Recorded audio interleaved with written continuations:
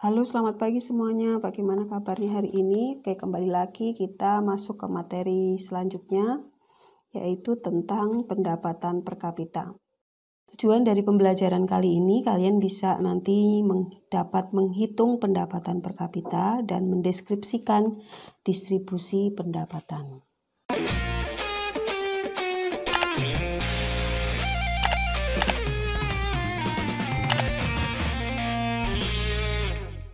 Oke, kalau melihat gambar seperti ini, kalian pasti berpikir, misalnya ini sebuah negara ataupun sebuah kota, apakah negara tersebut atau masyarakat dalam negara tersebut bisa dikatakan sejahtera?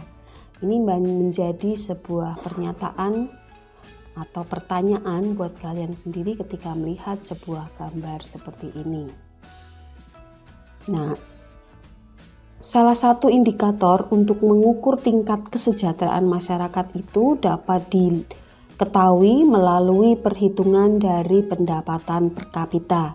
Jadi kita bisa mengetahui bagaimanakah kesejahteraan dari suatu masyarakat di sebuah negara melalui pendapatan per kapita. Nah, apakah itu pendapatan per kapita? Pendapatan per kapita adalah pendapatan rata-rata penduduk suatu negara. Atau bisa juga dikatakan pendapatan yang diterima oleh setiap penduduk dalam suatu negara selama kurun waktu 1 tahun. Biasanya ditentukan oleh besarnya pendapatan nasional dan jumlah penduduk. Jadi di sini variabel untuk menghitung pendapatan per kapita adalah 3 hal, yaitu GDP atau GNP serta jumlah penduduk. Sehingga dari sini kita bisa mengetahui rumus untuk menghitung pendapatan per kapita. Untuk menghitung pendapatan per kapita dapat menggunakan rumus misalnya dengan data GDP ataupun GNP, yaitu besarnya GDP atau GNP dibagi dengan jumlah penduduk tahun tertentu. Jadi perhitungan pendapatan per kapita ini biasanya dilakukan dalam jangka waktu 1 tahun. Nah, contoh untuk menghitung atau cara menghitung pendapatan per kapita itu ada 2. Yang pertama berdasarkan harga yang sedang berlaku.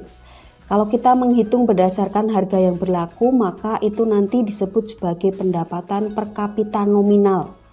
Nah, pendapatan per kapita nominal adalah pendapatan per kapita yang tidak memperhitungkan tingkat kenaikan harga atau inflasi. Jadi ini yang disebut dengan penghitungan berdasarkan harga yang sedang berlaku. Sedangkan yang kedua, penghitungan pendapatan per kapita berdasarkan harga tetap atau konstan. Nah, kalau menghitung berdasarkan harga tetap, hasilnya nanti disebut dengan pendapatan per kapita real. Yang dimaksud dengan pendapatan per kapita real adalah pendapatan per kapita yang sudah memperhitungkan tingkat kenaikan harga ataupun inflasi. Berikut contoh menghitung pendapatan per kapita. Misalnya dalam sebuah negara angka PNB-nya atau pendapatan nasional brutonya pada tahun 2019 adalah 1.567 miliar dengan jumlah penduduk 262 juta jiwa. Nah, menghitung pendapatan per kapitanya dibagi, jadi hasilnya adalah pendapatan PNB-nya dibagi dengan jumlah penduduk sehingga ketemu 4.963.996 juta per penduduk. Berarti di sini setiap penduduk setiap tahunnya itu mempunyai pendapatan rata-ratanya adalah 4.963.996 juta. Jadi itu berikut contohnya. Nah, untuk apa sih kita menghitung pendapatan per kapita? Manfaatnya yang pertama adalah melihat tingkat perbandingan kesejahteraan masyarakat suatu negara dari tahun ke tahun. Jadi kesejahteraan masyarakat itu akan terlihat dari suatu negara dari tahun ke tahun. Kemudian bisa membandingkan tingkat kesejahteraan antar negara, membandingkan tingkat standar hidup, dan yang terakhir dapat digunakan sebagai data untuk mengambil kebijakan ekonomi oleh pemerintah. Nah, bagaimanakah pendistribusian pendapatan nasional? Jadi hubungannya dengan ketika suatu negara sudah memiliki pendapatan nasional, bagaimanakah distribusinya? Distribusi itu berarti hubungan dengan pemerataan, ya, pemerataan pendapatannya apakah sudah merata ataukah belum? Itu merupakan tindakan yang dilakukan oleh pemerintah untuk mendistribusikan pendapatan nasional yang diperoleh dari suatu negara dengan memperhatikan pemerataan, keadilan, berkelanjutan, serta berkesinambungan. Jadi jangan sampai di sini nanti dalam sebuah negara terjadi yang kaya semakin kaya, yang miskin semakin miskin. Itu berarti kalau hal seperti itu maka akan dikatakan bahwa distribusi pendapatannya itu tidak merata. Nah, untuk mengetahui cara distribusi pendapatan itu bisa merata atau tidak merata, itu dapat dilakukan dengan yang pertama, menggunakan kurva Lorenz. Nah, kurva Lorenz ini ditunjukkan dengan grafik atau kurva yang terdiri dari garis vertikalnya adalah persentase pendapatan, sedangkan garis horizontalnya adalah presentasi penerima pendapatan. Kemudian ada garis diagonalnya adalah garis pemerataan, dan yang garis melengkungnya itu yang disebut dengan kurva Lorenz. Jadi menggunakan grafik atau menggunakan kurva untuk menentukan apakah distribusi pendapatan suatu negara itu merata atau tidak. Nah, kalau misalnya garis diagonalnya itu semakin lurus, maka distribusi pendapatannya dikatakan itu merata. Jadi kalau garis kurva Lorenz-nya itu semakin lurus mendekati garis diagonal, garis pemerataan, maka distribusi pendapatannya dikatakan merata. Sedangkan kalau garis kurva Lorenz-nya itu semakin melengkung menjauh dari garis diagonal pemerataannya, maka distribusi pendapatannya dikatakan tidak merata. Kemudian yang kedua, menggunakan indeks Gini atau rasio Gini atau rasio konsentrasi Gini, bisa juga dikatakan seperti itu. Nah, kalau menggunakan rasio Gini ini melihat adanya hubungan antara jumlah pendapatan yang diterima oleh seluruh keluarga atau individu dengan total pendapatannya. Jadi nanti menggunakan ukuran rasionya adalah angka 0 sampai dengan angka 1. Jadi nanti ada perhitungannya, ada rumusnya untuk menghitungnya. Kalau misalnya hasilnya itu mendekati 0, angkanya itu nanti mendekati 0, maka terjadilah ketimpangan yang rendah. Ketimpangan rendah itu berarti distribusi pendapatannya itu dikatakan merata.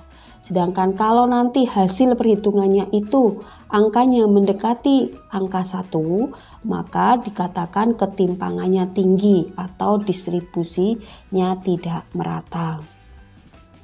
Bisa juga menggunakan ketentuan seperti ini, ya. Misalnya nilai koefisien Gininya itu lebih kecil dari 0,4, maka tingkat ketimpangannya itu rendah. Jadi dia dikatakan berarti merata, ya, sangat merata. Kemudian kalau misalnya itu 0,4 sampai dengan 0,5, maka tingkat ketimpangannya sedang. Sedangkan lebih dari 0,5, maka tingkat ketimpangannya tinggi. Berarti kalau tingkat ketimpangannya tinggi, artinya itu distribusi pendapatannya tidak merata. Kemudian distribusi yang ketiga, caranya adalah menggunakan kriteria Bank Dunia. Jadi kriteria Bank Dunia, menurut Bank Dunia, ketimpangan distribusi pendapatan itu diukur dengan menghitung persentase jumlah pendapatan masyarakat dari kelompok yang berpendapatan rendah dibandingkan dengan total pendapatan penduduk.